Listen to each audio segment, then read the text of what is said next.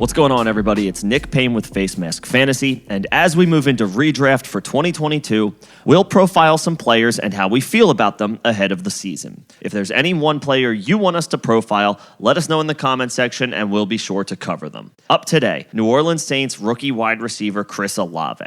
The 11th overall pick in the 2022 NFL Draft joins a Saints offense that won't have head coach Sean Payton at the helm for the first time in 15 seasons.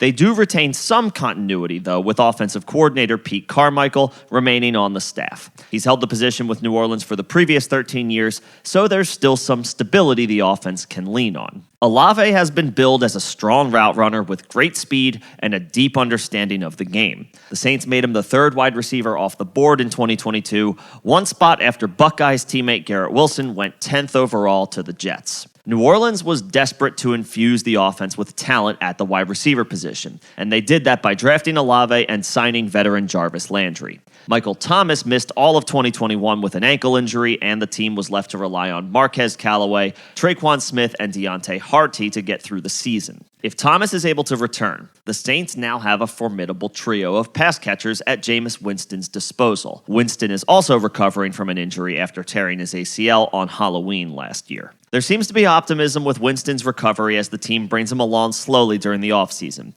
but the vibe isn't quite the same for Thomas. The biggest question mark surrounding the Saints right now is unquestionably the status of their star receiver, and whether or not he'll be ready week 1. Thomas recently posted a workout video on his Instagram account, which the Fantasy Doctors YouTube channel posted a reaction to, expressing some concern about the amount Thomas was able to do. Credit to the Fantasy Doctors. If Thomas is still not ready to contribute at a high level, more is going to be on Olave's plate sooner than later. Not to mention, the team might be without elite pass-catching running back Alvin Kamara, pending a solution to his legal situation.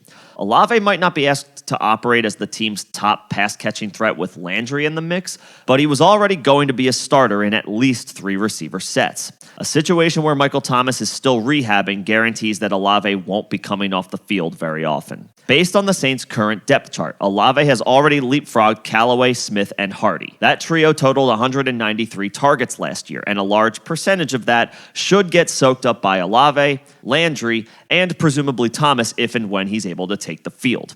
But Thomas's return to play remains in question. So all in all, the stage is set for Olave to produce relevant numbers for fantasy year 1.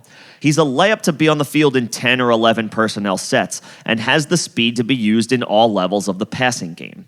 Landry likely operates in the short and intermediate role that he's excelled in his career so far, which means Olave could be used as the team's deep threat. That would make him the beneficiary of Winston's YOLO ball deep shots. Although, to be fair to Jameis, his efficiency was the best of his career through the first half of last season, which is good for the Saints offense. And Winston being a former 5,000-yard passer in a season also doesn't hurt. Olave is currently going off the board about 100 picks into the draft according to Underdog Fantasy. Good for the wide receiver 48 off the board. As always, we can't be surprised if a rookie suffers some inconsistencies or has down games year 1. But Olave has been billed as an NFL-ready player all offseason and just might have wide receiver 3 upside with the cost of a low-end wide receiver 4. Even if Thomas returns, there's not much risk involved, and his ADP may even drop a little bit if we get some positive news for Thomas going into the preseason. If you end up with a couple of strong anchors at wide receiver at the start of your draft, Olave offers a nice complement of upside in the 8th or 9th round that you don't necessarily have to rely on right away. That's a quick reaction to Chris Olave's potential fantasy output in his rookie season.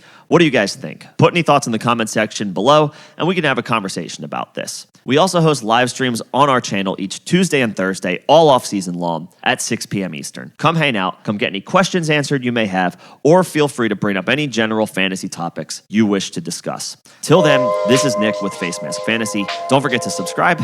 Thanks for listening.